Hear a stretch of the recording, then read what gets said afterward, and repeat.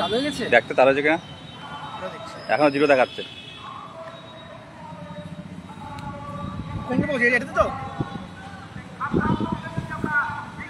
হ্যাঁ হ্যাঁ, ওই গ্রুপেই। তুমি ওই অ্যাসোসিয়েশনের পেজে দেখো লাইভটা হচ্ছে কিনা,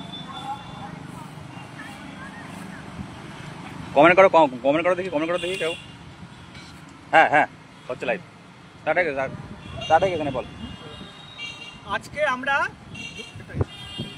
আমরা 2022 স্টেট পাস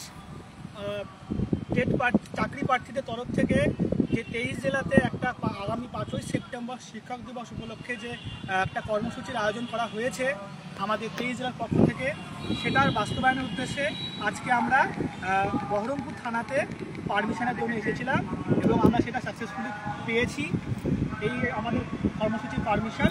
তো আমাদের আপনাদের কাছে একটাই বক্তব্য, আমরা মুর্শিদাবাদ জেলার যত টেট পাস চাকরি প্রার্থী রয়েছে সেই দিন সকাল 10:30টার মধ্যে এসে আপনারা বহরমপুর টেক্সটাইল কলেজের সামনে জমায়েত করবেন। সেখান থেকে আমাদের শিক্ষক দিবস অনুষ্ঠান শুরু করার মাধ্যমে আমাদের কর্মসূচি শুরু করা হবে। তাই আপনাদের কাছে একান্ত অনুরোধ, আপনারা সকলে আসুন এবং নিজের জেলা অন্তত আসার চেষ্টা করুন, যাতে আমাদের 3 বছর তথা 8 বছরের ব্যর্থতা বলুন, বেকারত্বের জীবনের কথা বলুন, সেটা আমরা সরকারকে এবং প্রশাসনকে এবং টোটাল মুর্শিদাবাদবাসী তথা সমগ্র নিউজ মিডিয়ার মাধ্যমে যেটা আমরা সবাইকে পৌঁছে দিতে পারি সেই ব্যবস্থা আমরা করছি।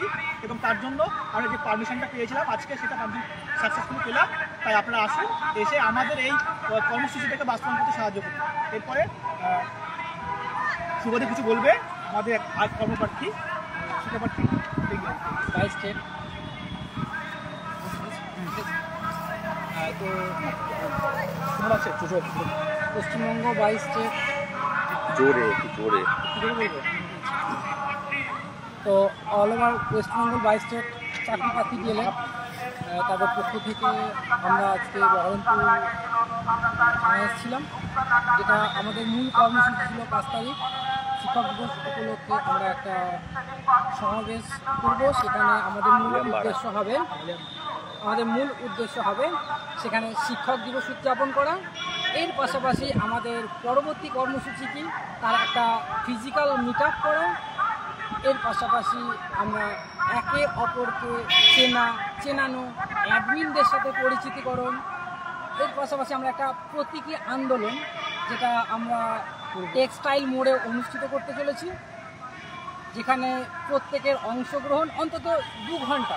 আমরা আমাদের যে সমস্ত সহযোদ্ধা তাদের অন্তত 2 ঘন্টা আমরা চাইছি, কেননা আপনাদের সহযোগিতা হয়তো আমাদেরকে আরও মোটিভেট করবে বা ভবিষ্যৎ কর্মসূচিতে আমাদেরকে এগিয়ে নিয়ে যেতে অনেক সাহায্য করবে। আর তেমন কিছুই বলছি না, তাহলে লাইভটা শেষ করি। বলো। আমরা আপনাদের কাছে সকলের কাছে এটাই বার্তা দিতে চাই যে আপনারা আগামী 5 তারিখ অবশ্যই আসুন।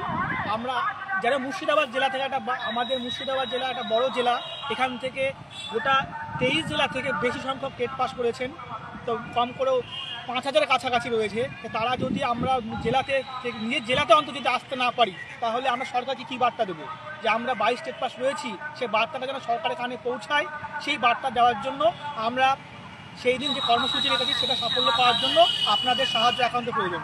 শুধু সাহায্য নয়, আপনারা নিজের জন্য আসবেন, যে আমরা আগামী বিধানসভা ভোটের আগে যেন চাকরিতে জয়েন করতে পারি, এই মানসিক উদ্দেশ্য নিয়ে আপনারা আসুন এবং সরকারকে সেই বার্তা দিতে সাহায্য করুন। এই বলে আমাদের লাইভ এখন শেষ করছি। আগামী 5 তারিখে সকালে মানসিক প্রস্তুতি নিয়ে রাখুন। 5 থেকে সবার সঙ্গে দেখা হচ্ছে, 5 তারিখে সবার সাথে দেখা হচ্ছে, এটাই আমরা আশা রাখবো। এই বলে আমাদের লাইভ শেষ করছি।